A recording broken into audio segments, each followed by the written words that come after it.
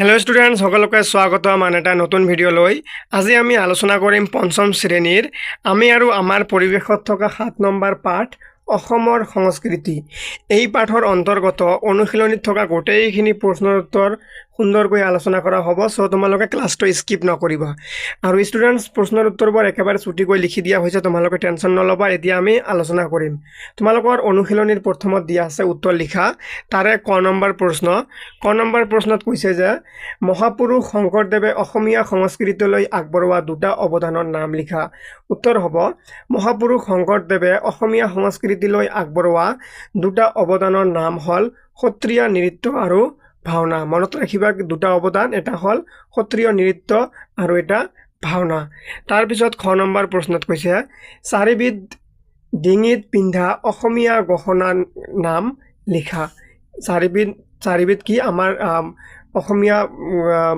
অসমীয়া মহিলাবোৰে যে ডিঙিত পিন্ধে সেই চাৰিটা গহনাৰ নাম লিখিব লাগে উত্তৰ হ'ব যে চাৰিবিধ ডিঙিত পিন্ধা অসমীয়া গহনাৰ নাম হ'ল দুগদুগী সাতখৰী গলপতা জোনবিৰি আদি এইকেইটা মনত ৰাখিবা ইম্পৰ্টেণ্ট হয় এইবাৰ পৰীক্ষাত আহিব পাৰে তাৰ পিছত নেক্সট দিয়া আছে যে তিনিবিধ নৃত্যৰ নাম আৰু তাৰ লগত জড়িত তিনিবিধ বাদ্যযন্ত্ৰৰ নাম ইম্পৰ্টেণ্ট হয় এটা হলো পৰীক্ষাত আহিব মনত ৰাখিবা তিনিবিধ নৃত্যৰ নাম হ'ল যে বিহুগীয়া সত্ৰীয়া নৃত্য আৰু ভৰতাল নৃত্য কি বিহুগীয়া নৃত্য সত্ৰীয়া নৃত্য আৰু ভৰতাল নৃত্য এতিয়া এই নৃত্যসমূহৰ লগত জড়িত তিনিটা বাদ্যযন্ত্ৰ গীতসমূহৰ লগত জড়িত তিনিবিধ বাদ্যযন্ত্ৰৰ নাম হ'ল ঢোল খোল আৰু ভৰতাল মনত ৰাখিবা ঢোল খোল ভৰতাল তাৰ পিছত এতিয়া নেক্সট প্ৰশ্নত দিয়া আছে যে চাউলৰ গুড়িৰ পৰা প্ৰস্তুত কৰা চাৰিবিধ খাদ্যবস্তুৰ নাম লিখা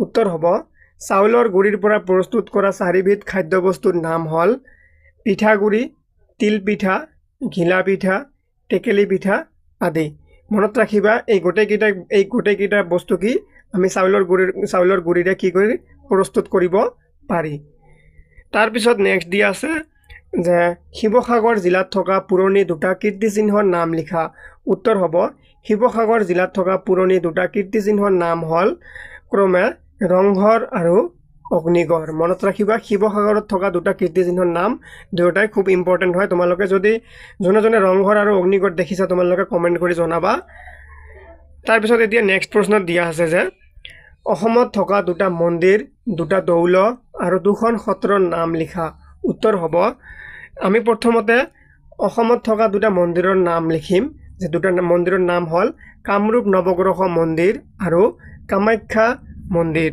এই দুটা মন্দিৰৰ নাম মনত ৰাখিবা তাৰ পিছত দুটা দৌলৰ নাম লিখিম দুটা দৌলৰ নাম হ'ল শিৱদৌল আৰু জয়দৌল তাৰ পিছত আমি লিখিম দুখন সত্ৰৰ নাম হ'ল আউনীআটী সত্ৰ আৰু কমলাবাৰী সত্ৰ এইকেইটা কিন্তু ভালকৈ মনত ৰাখিবা তোমালোকে ঠিক আছে এতিয়া নেক্সট তোমালোকৰ অনুশীলনীত দিয়া আছে খালী ঠাই পূৰ কৰা ক নম্বৰত দিয়া আছে বহাগত ডেছ পালন কৰা হয় বহাগত কি পালন কৰা হয় তোমালোকে সকলোৱে জানা বহাগত কি কৰা হয় বহাগ বিহু পালন কৰা হয় তোমালোকে এই খালী ঠাইত থকা উত্তৰবোৰ লগে লগে লিখি ৰাখিবা পৰীক্ষাৰ কাৰণে তোমালোকৰ উত্তৰবোৰ সাজু হৈ থাকিব যেতিয়া পৰীক্ষা আহিব এবাৰ ভালকৈ পঢ়ি গ'লে হৈ যাব তেতিয়া লিখিব নালাগিব আৰু আকৌ ভিডিঅ'টো চাব নালাগিব এতিয়া তোমালোকে যেতিয়া ক্লাছটো কৰি থাকিবা কিতাপ কাঠ পেঞ্চিল কলম লৈ লগত বহিবা লগে লগে এইবোৰ লিখি যাবা ঠিক আছে তাৰপিছত এতিয়া খ নম্বৰ খালী ঠাইত দিছে যে খেৰাই পূজা ডেছ পালন কৰে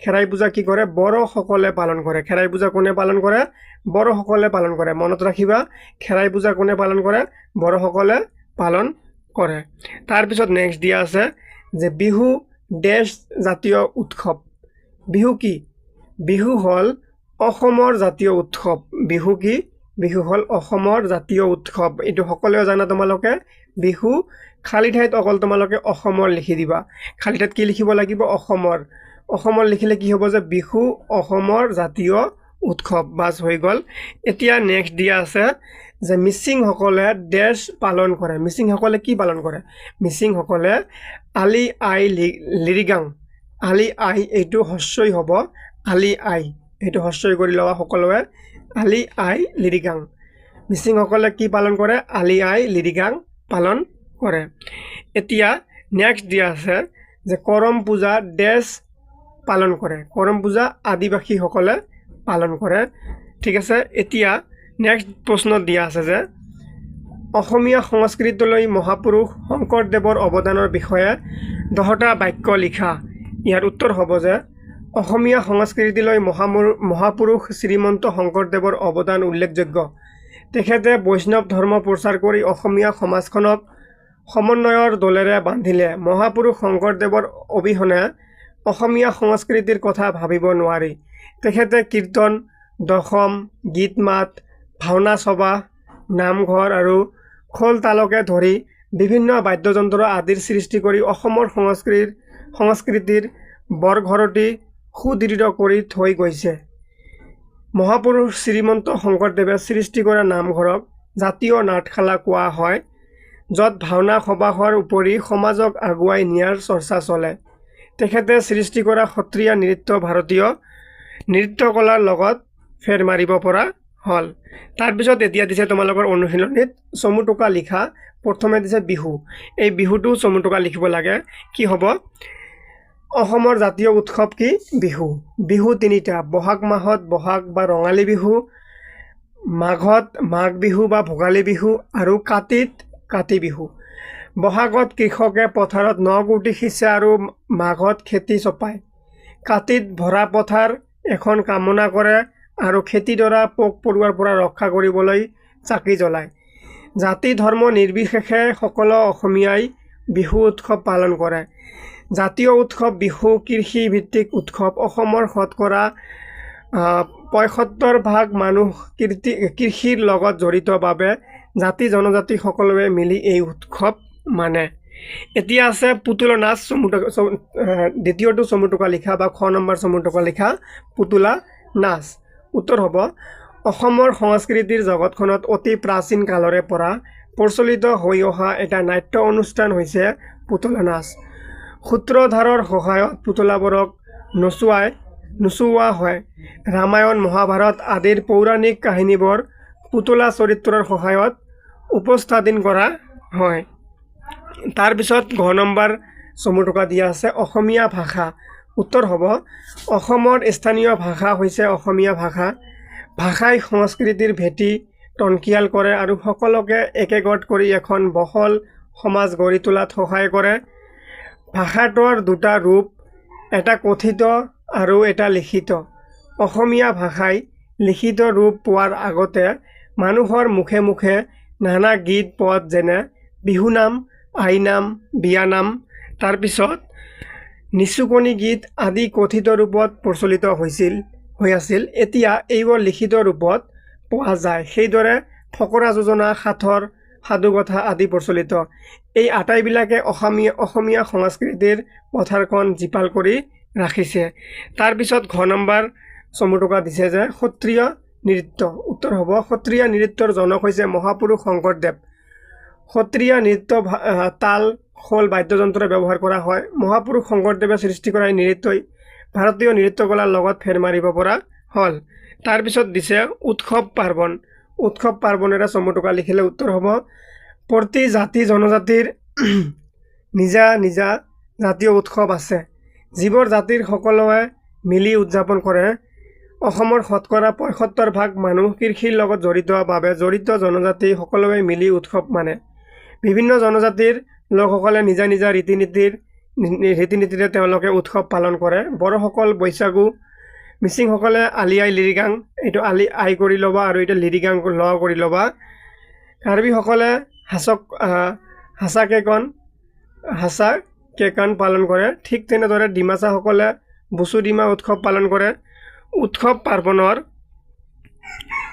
পাৰ্বণৰ যোগেদি জাতিৰ সংস্কৃতি প্ৰতিফলিত হয়। কিছুমান উৎসৱ ধৰ্মৰ সৈতেও জড়িত। তাৰপিছত এতিয়া তোমালোকৰ নেক্সট দিয়া আছে কি ক অংশৰ লগত খ অংশ মিলোৱা। ইয়াত মই তলত সুন্দৰকৈ উত্তৰ লিখি দিছোঁ, তোমালোকে এনেকৈ আঁচ টানি ল'বা। মই তোমালোকক তলত সুন্দৰকৈ উত্তৰ দিছোঁ। এই ডাইৰেক্ট উত্তৰ যে তেজপুৰ, অগ্নিগড়, কামৰূপ, পোৱামক্কা। তাৰপিছত নেক্সট দিয়া আছে গোৱালপাৰা, সূৰ্য পাহাৰ। তাৰপিছত আৰু কি দিয়া আছে ধুবুৰী, টেগ বাহাদুৰ গুৰুদ্বাৰ, কাছাৰ, ভুৱন পাহাৰ মন্দিৰ তোমালোকে এইটো চাই তোমালোকে ইয়াত আস্থানি দিবা যেনেকৈ ধুবুৰী কি ধুবুৰী হ'ল তোমালোকৰ টেগ বাহাদুৰ গুৰুদ্বাৰ তাৰপিছত তোমালোকৰ গোৱালপাৰা হ'ল সূৰ্য পাহাৰ কামৰূপ হ'ল তোমালোকৰ পোৱামক্কা তাৰপিছত তোমালোকৰ কাছাৰ হ'ল ভুৱন পাহাৰৰ মন্দিৰ আৰু তেজপুৰ হ'ল